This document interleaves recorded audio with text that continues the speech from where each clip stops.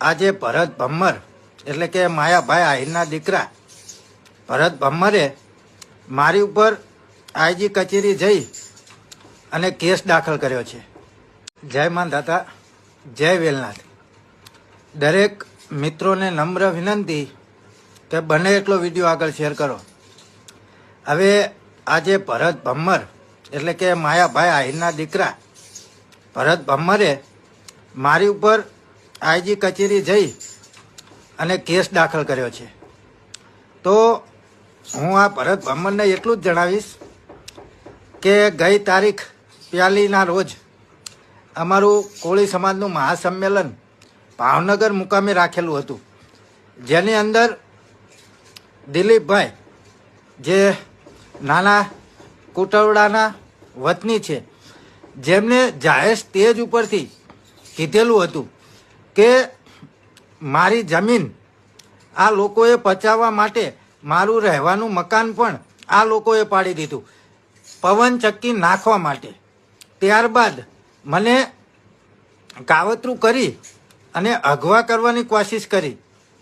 ત્યારબાદ મને ઢોર માર પણ મારવામાં આવ્યો।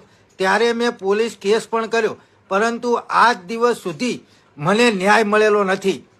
પરંતુ તમે ભરત ભમ્મર, તમે ભલે મારી ઉપર અરજી દાખલ કરી, મને કંઈ હરકશોક નહીં, પરંતુ પોલીસ તંત્રને હું એટલું કહીશ કે કાયદેસરની કાર્યવાહી જે પણ આરોપી હોય ને એની ઉપર થવી જોઈએ।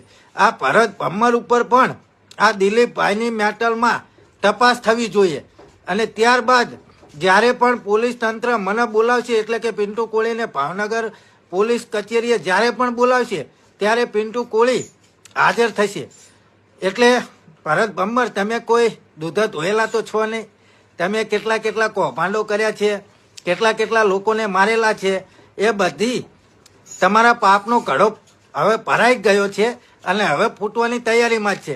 એટલે તમે એવું વિચારતા હોય કે પિન્ટુ કોળી ઉપર કેસ દાખલ કરી અને પિન્ટુ કોળીનો અવાજ દબાઈ દઈએ।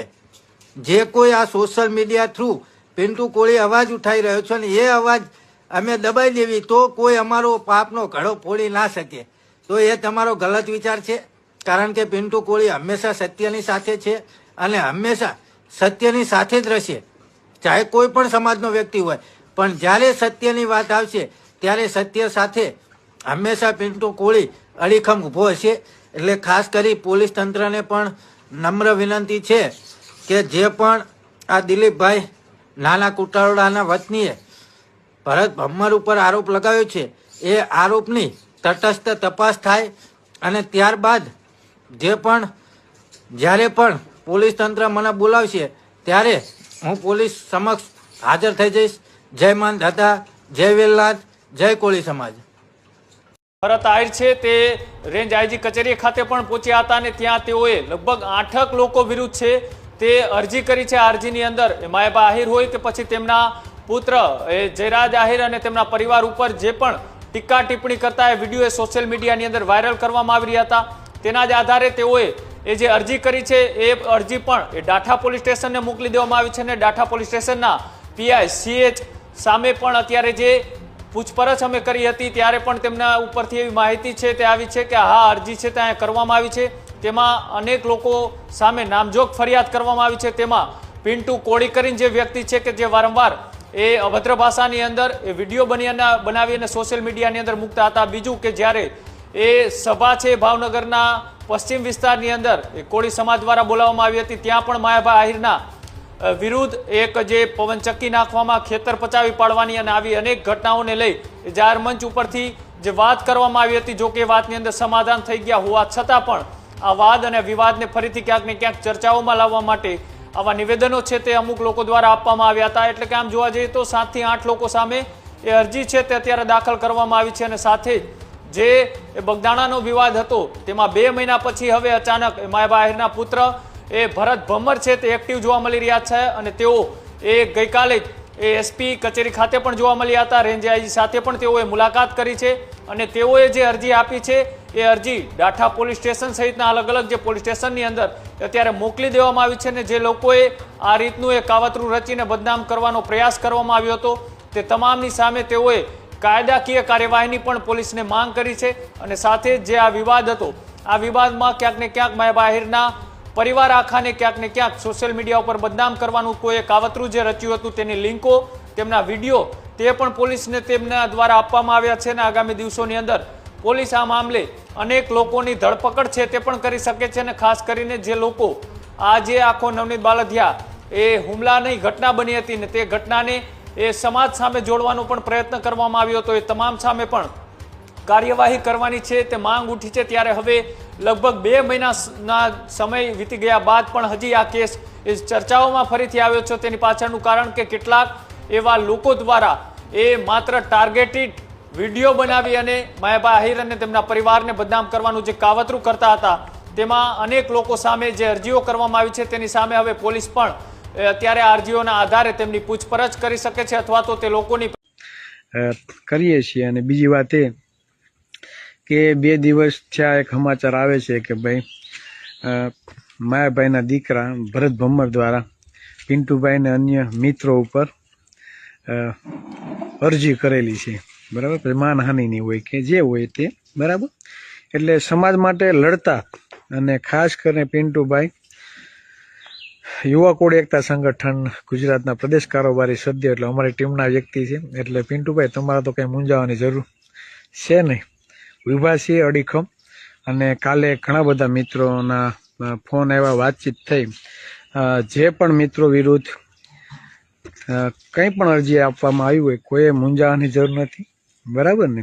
આખો સમાજ તમારી સાથે છે, જ્યાં જરૂર પડે ત્યાં હાકલ કરજો, ઊભા રહેશું, બરાબર. કેમ કે સમાજ માટે જે મિત્રો લડ્યા હોય ને એના પડખે હંમેશા ઊભું રહેવું પડે. નકર બીજી વખત છે ને ભાઈ, કોઈ વ્યક્તિ લડવા મેદાનમાં ના આવે. એટલે હર હંમેશા સમાજ માટે જે લડનાર ક્રાંતિકારી યોદ્ધાઓ હશે તેના માટે હરદમ હર હંમેશ અમે ઊભા રહીશું. એટલે કોઈ કોળીના દીકરાઓને દબાવવાની કે બીવરાવવાની કોશિશ ના કરવી. અને હજી કહું છું, અરજીના નામે એક પણ વ્યક્તિએ નિવેદન દેવા જવાનું નથી, બરાબર. અરજીના નામે નિવેદન દેવા ના આવવાનું હોય એવું લાગે તો એ ફરિયાદ દાખલ કરી દેજો, બરાબર. ચિરાગભાઈ, પિન્ટુભાઈ કે બીજા અન્ય વ્યક્તિ ઉપર જો ફરિયાદ દાખલ અરજી થઈ હોય તો મજા આવે તો ફરિયાદ દાખલ કરી દેજો, તમને મજા આવશે અને અમને મજા આવશે. અમે આવી જઈશું જવાબ દેવાને લીગલી જે પણ કાર્ય હશે, બરાબર. તેમાં અમારો ફૂલ સપોર્ટ હશે. એટલે ખોટા ધક્કા ખવડાવવાને એને પોલીસ પ્રશાસનથી જે બીવડાવવાની કોશિશ થાય એમાં હવે